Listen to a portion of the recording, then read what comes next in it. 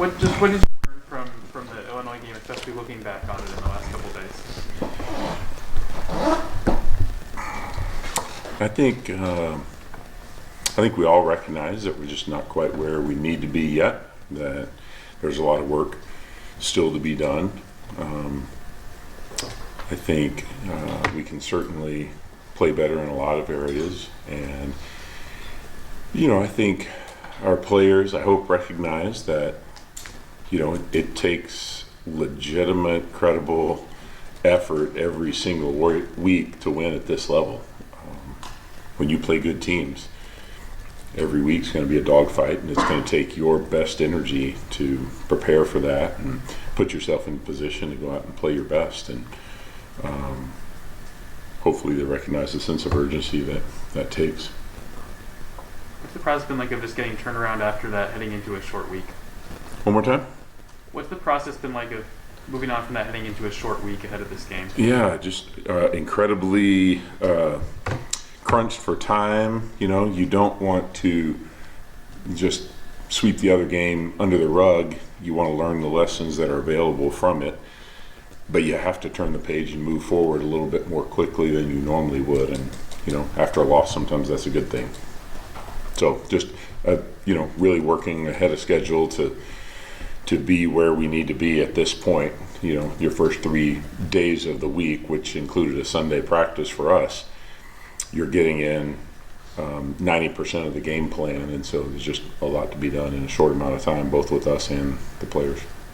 Coach Leipold talked yesterday about some of the RPO game you guys do and against Illinois, how some of the reads maybe didn't go the way maybe should have.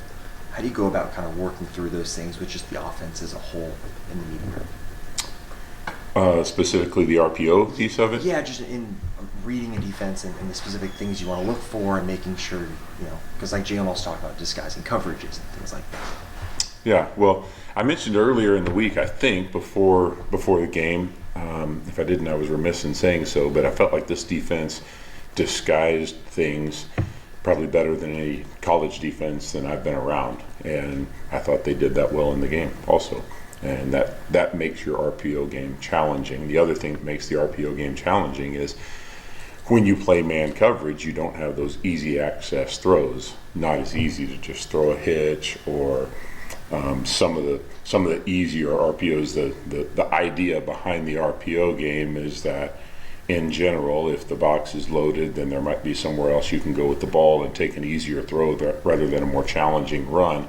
However, when they work to take the runaway with man coverage, then those RPO throws can be challenging throws, and we just missed on a couple. What did you think about the offensive line? I thought by and large it was a good performance by them. I thought the protection for the most part was good. We were running the ball into heavy boxes. And first I got to give credit to the backs, because I think Devin and Deuce played really well and exceptionally hard, and I got to do a better job of getting them the ball in crunch time. But I thought the offensive line played a solid game against a good front. I know you're around for the bowl game against UNLV, not calling the plays, but what do you remember about that UNLV offense, and do you see similarities, differences? Offense or defense? Defense, yeah. Yeah. Between what you saw last year and then the first 2 games this year. Similar, just a little bit better.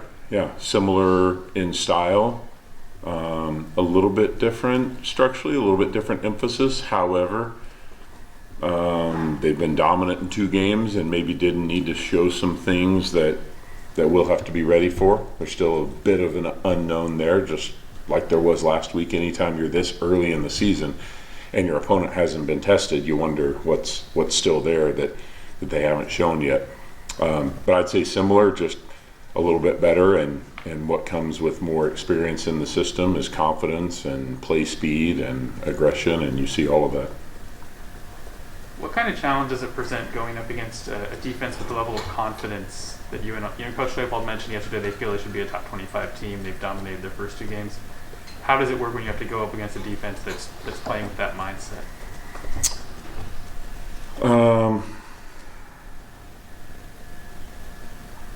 don't know. I don't know that it makes any difference in your approach on offense. You know, what we tend to focus on is our effort, our confidence, our toughness, and then their structure.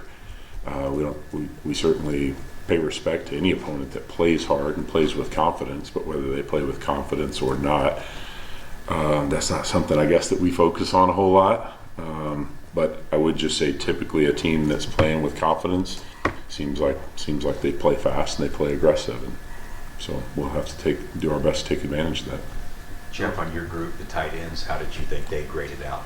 Okay, not great. Didn't feel like we had a major role in the game. Had a couple of critical mistakes. Beyond that, I would say solid as a group, but not a major contributing factor. It felt like you guys were maybe just a little bit away from a few big plays. You know, a decision here, drop ball there, missed block there. What's the message to the team when you guys go back and look at that film? I mean, do you say, hey, this needed to be executed better, or is it more sort of, hey, we're that close, if you do this thing right, you know, it's right there? I think it depends on the makeup of your team and where you think they are as a coach. My message was you have to earn the right to play well, and I went back and watched some specific clips from last week's practice. That's what I did. I didn't watch any of the game film with them, which is unusual for what I would typically do with the offense afterwards. I always talk about the stats and kind of what we did well and what we did poorly, and then I went right to some practice clips from last week, and then I shared the quote from Bear Bryant, everybody has the will to win. That's not really what matters, though. It's the will to prepare to win. And I said, if we want to play better, then we've got to practice better, and we've got to earn the right to play better on Saturdays. Have you seen that this week? I think so. It's a little bit harder to tell just because we've gone a little bit lighter practices the first couple of days, and then a challenging practice today, and all of that happening in a really shortened amount of time. So a Sunday night practice, Monday morning, Tuesday morning practice. There's a lot there, and I haven't watched this film yet. It feels like to me that they're anxious to get better and play again, but I've also learned you don't really know sometimes until game day. Obviously, Jalen didn't have the game that he wanted to have. What did you kind of see from him on Saturday, and what was the conversation like after this? Obviously, he felt negatively and felt down about it, as we all did, as I did. But I didn't see a guy that was. I saw a guy that was frustrated but not shaken, and I think a guy that is excited to move forward and play the next week. I thought on the sideline, you know, similarly to what I had said before, I think there was the right amount of frustration, but not panic. And so I guess to answer your question more succinctly, I think he's disappointed, but the competitor in him is ready to go compete again. And, you know, in this sport, wins and losses get magnified at a higher level than they do in other sports because you have so few competition days. It also gives you it also gives you that time in between from one competition to the next to set your jaw and go to work, and I think he's doing that. Jeff, with UNLV's defense, is there a personnel group or something that stands out to you that looks good? Well, I think their defensive line and linebackers, I think they're two things, I guess I would say. Their front, D-line linebackers, plays with just almost not out of control, but almost a sense of recklessness that can be challenging. I've been around defenses like this before, and often there's a mantra about just hitting your gap and don't stay blocked, and maybe at times that can certainly be challenging for an offensive line, both in run and the pass game. Just a lot going on every play, it feels like. Then in the back end, a lot of experience, a lot of speed, and multiple coverages. The ability to play several different types of zone and the ability to lock you up and run with your man as well.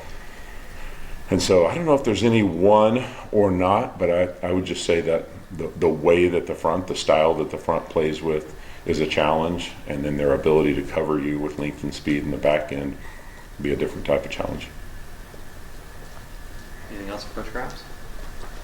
All right. Thanks, guys. Thank you.